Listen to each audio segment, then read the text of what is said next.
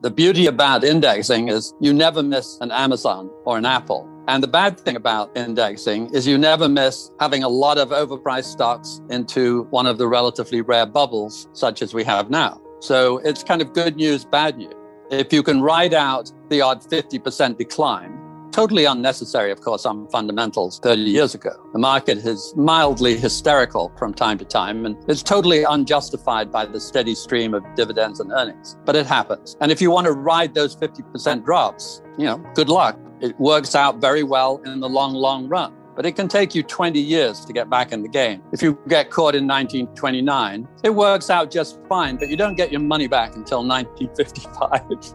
If you get hammered in 74, you don't get your money back until 87. And then when you've gotten it back for a month or two, you give it up again. And the same in 2000. By 2010, you're still losing money. So you have to be willing to ride out. So for those who feel they're brave enough and willing to try, I've always thought that sidestepping some of the pain might be a good idea. I think they're perfectly straightforward. They're intellectually easy and psychologically disastrously difficult. They're easy because in most cases, they're so extreme. It's like, how do you notice the Himalayas when you're standing in northern India? I mean, they come out of the plane and they soar up. You can't miss these things. 1928, 29 was just such a massive rally. So the sheer price rise, you can't miss. Secondly, just to make it easier, the great bubbles have always tended to rise faster and faster towards the end. And that's a kind of defining feature also. And then thirdly, they have all been accompanied by massive, public, obvious, crazy behavior, where the headlines migrate from the financial page to the front page, where they migrate to the opening few sentences of the evening news on the radio or the television. And they talk about market new highs, and they talk about what the Bitcoins of the era have done. I know it's not a stock, but it's a speculative instrument, and the GameStops of the world. And back in 2000, most of you will be old enough to remember the pet.coms and the utter craziness of that period. And the same was true of 1929. The same was true of Japan. We had a group from Salomon Brothers, a leading American brokerage house of the era, who came around in 88, 89, when Japan was moving to 60 times earnings, and explaining that their yields, et cetera, and their interest rates, et cetera, they really should have been selling at 100 times and they were cheap and you should buy them. And it didn't stop the Japanese market breaking the following year. It has not recovered the high of 31 years ago yet. So that was pretty painful. Taught us, in a sense, a powerful lesson about how human behavior works. But it also explained to us why the big firms couldn't play that game. It is simply not a commercial proposition to get out of a bull market, because every now and then they run further and faster than you expected. Japan went on and on and on, way beyond people's expectations. 2000 beat the record. There's a lot of difference between 35 times earnings and 21, the previous record. So sometimes they break out to an astonishing degree. Now, the bad news is that changes nothing. They go back even more and longer, and they go back where they came from. And the higher they go, the harder and longer they fall. But it changes everything when you're there.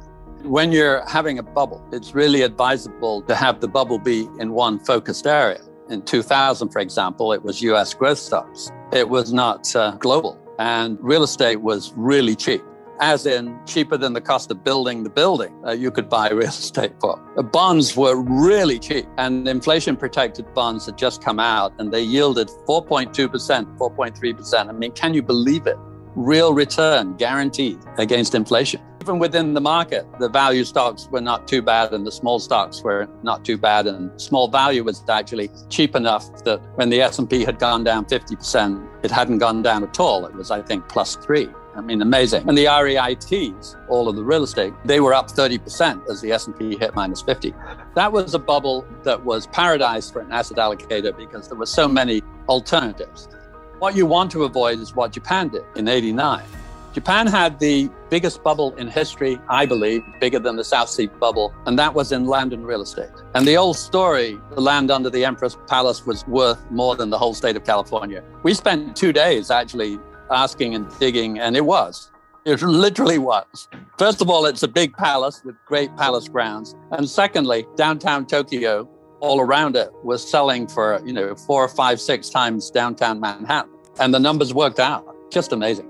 Simultaneously, they had the biggest equity bubble of any important market. There are some flaky, tiny markets that don't count. But of any major market, that's the biggest bubble of all time.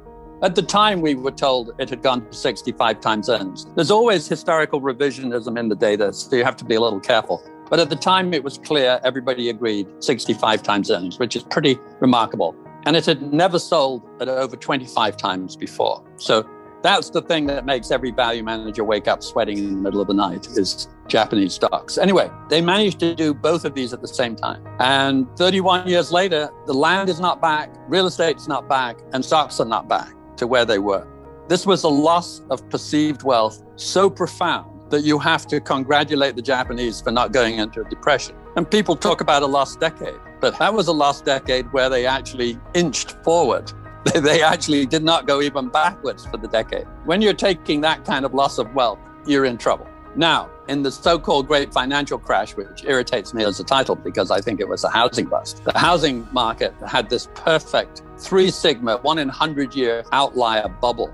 It had been very, very stable historically. So to get to that level, it only had to go up only, he says, about 40% or so in 2 to 3 years, which it did. And then it gave it all back. But the trouble with 2007 housing bubble is it took the stock market with it. The stock market was not sensationally overpriced, but it was a big overpriced bull market. It was not in itself a bubble. The housing market was a bubble, a beautiful, magnificent bubble. And if you look at it, it's perfectly round. It goes up for 3 years. It goes down for 3 years, exactly the same speed. And it goes all the way back where it came from. And the housing bubble inflicted about $10 trillion of loss of perceived value. So 1 minute you thought your house was worth 400,000. 3 years later, you were told it was worth 550,000. 3 years later, you were told it was 400,000. And 2 years after that, 350,000. So you had lost an enormous asset. And housing markets are much more dangerous because more people own them. The middle class in particular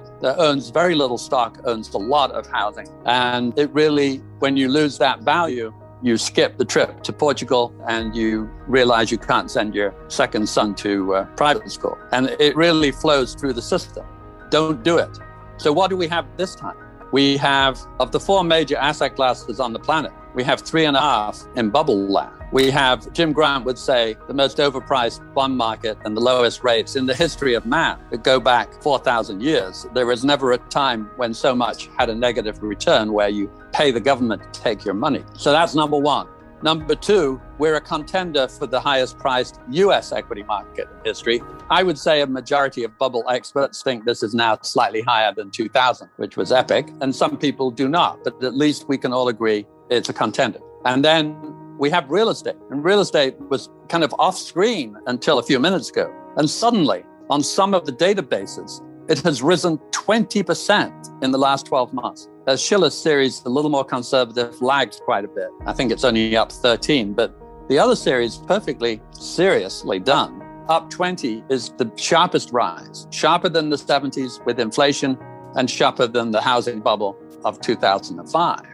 And what that means is metric we hero worship is multiple of family income. How much does the median house, the one in the middle, how many multiples of the median family income is? It's a nice, stable, fair metric. It used to be in America that we'd sell at 3 times family income. And in the bubble, we kind of went to 4.5 or so and then back. And we are now at the multiple of family income that we were in '06, the very peak of the housing bubble. We're back. Now, the rates are very low, so all being well, you can, quote, afford it. What you can't afford to do, if you're a beginner, is buy it in the first place. How painful for most people high asset prices are. They're kind of fun when you own them. They're great for retirees who have nothing to do but liquidate their pile of assets. But for people who don't have it, and for society in general, it's a disaster. Because what has happened over the last 25 years is that the yield on assets has dropped as the price rose. And at 6%, you can reinvest and double your money in 12 years. And at 3, it takes 24 years. So in 48 years, you have a quarter of the wealth, ignoring taxes for a second, a quarter of the wealth that you would have had in the world on average of the 20th century. This is terrible. And the same with a house, you're getting half the house that you used to get for your income. It's a disaster for people who don't have assets. And the whole society is compounding its wealth much more slowly. It's such a simple arithmetic point, but nobody seems to get it. It is slowing our wealth creation down and giving us the illusion that we're all getting rich. And of course, if you have a house, you know that the house hasn't changed. House was the same house at 300,000 as it was at 450 and back to 300,000. It's the same darned house. It doesn't hold off the rain any better in a housing bubble like today.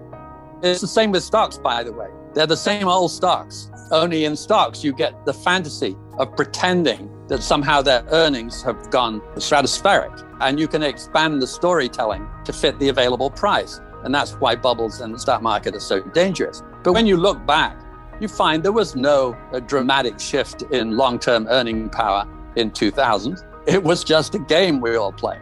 There wasn't even in Japan. There was a fairly modest upswing in profit margins. And profit margins are, as I like to say, the most provably mean reverting series in economics. So if you pay up for rising profit margins, that is absolutely the wrong thing to do. You should pay up for crushed profit margins because they always bounce. You should pay down for heroic profit margins because they always move downwards. Anyway, so here we are. We have the trifecta. First time in American history, the real estate market, the bond market, and the stock market. And then coming up on the rails, as they say, are commodities. If you take the Goldman Sachs index for non-energy, they have a ludicrous total index. It's so dominated by oil that when they break out oil and non-oil and the total index, you can't tell the difference really between the total index and the energy part. But if you look at the non-energy part, which is all the metals, all the critically important foods, plus one or two other things like cotton, it's back to the all-time high of 2011. It's back to that epic move in commodities. I mean, who knew that? The broad base of commodities, a lot of them that count, are back to the all-time high. And the UN Global Index of Food Prices is not far off its 2011 high. And then there's a more complicated story of energy, because energy in terms of fossil fuels is in the end game. The paradox, or the slight irony here, I suppose, is in the stock market, where it really is focused most on the US. And although the developed countries are, quote, overpriced, it's fairly business as usual. And there are some countries, the UK, for example, and some would argue Japan, are not particularly expensive. And emerging markets seem to be perfectly ordinary, which means against the bubble US, they're one of the 2 or 3 lowest relative points in history. And from those other points, they have done very, very well indeed. As recently as 2008, emerging markets sold at a PE premium to the S&P, and now it sells at half. And that's a pretty decent discount. Why does this time seem very, very different? I am actually hard-pressed to find anything that isn't different.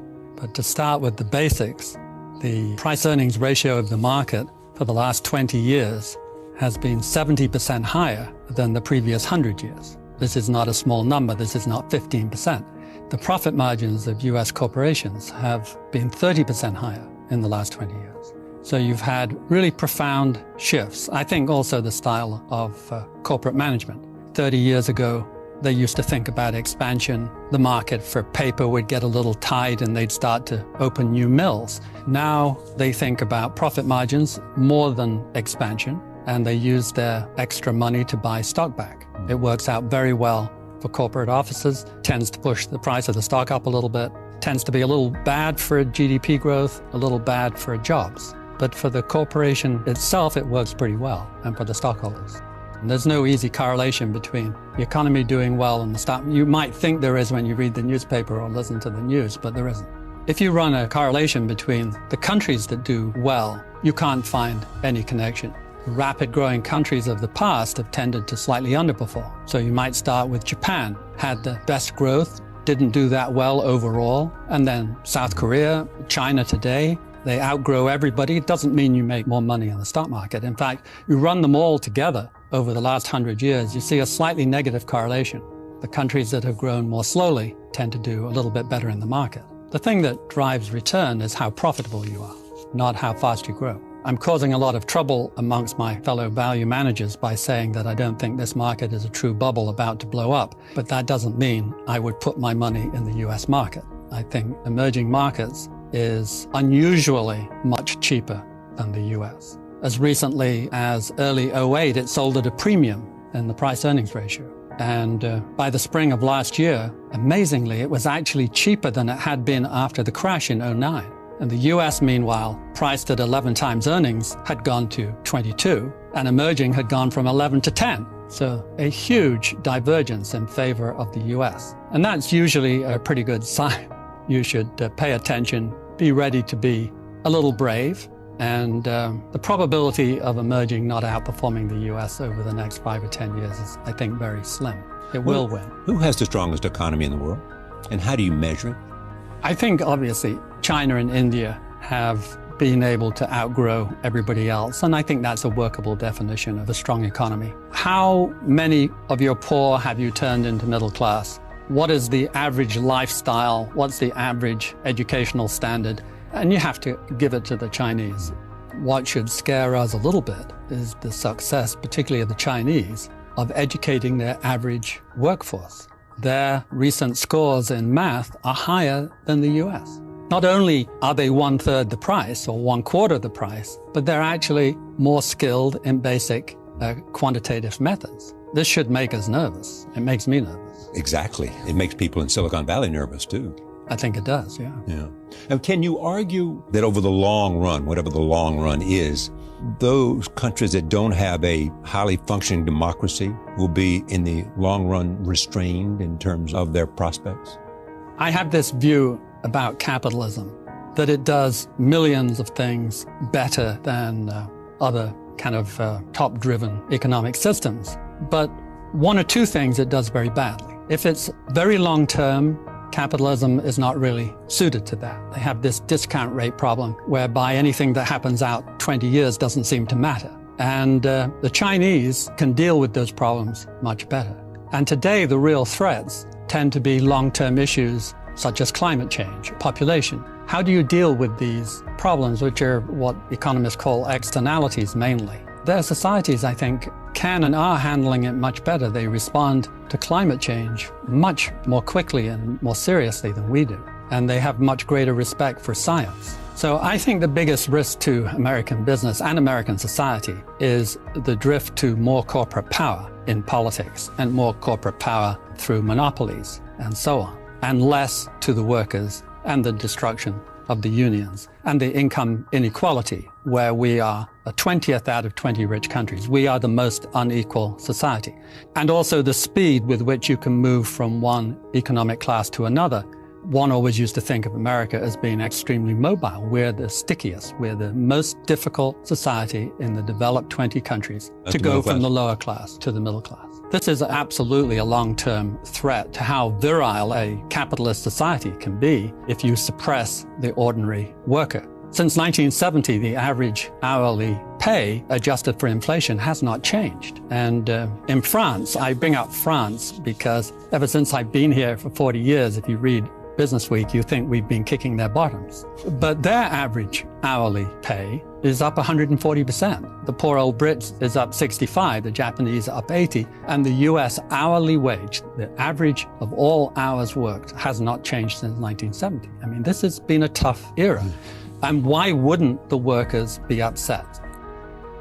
And yet, wouldn't you say, if you look at actually what is happening and what is being proposed, that this is the complete flowering of corporatism? It is the complete domination where people from a particular industry are appointed to run the regulatory body that is meant to protect the general people from misbehavior of the drug companies or misbehavior of the fossil fuel companies. And they have been taken over by the corporation. A good society will have these waves. You move towards capitalism, you move back towards the worker. Capitalism was the top dog back in 1880, the Gilded Age, and then combination of a couple of wars, FDR, a depression. And from 45 to 75, we had the golden era of equality where everybody benefited from productivity. Pension funds were started. The workers made huge advances. Educational standards for ordinary people went up and the GDP was handsome. And then from 75 to 85 began to get a little stickier. And after 85, it's been pretty much corporate power increasing all the time. When the smoke clears, all these new technologies seem to increase the power of the elite, of the technologically gifted, and you see the development of new corporations that become worth scores of billions in a handful of years. And they seem to be largely irrelevant to the average worker.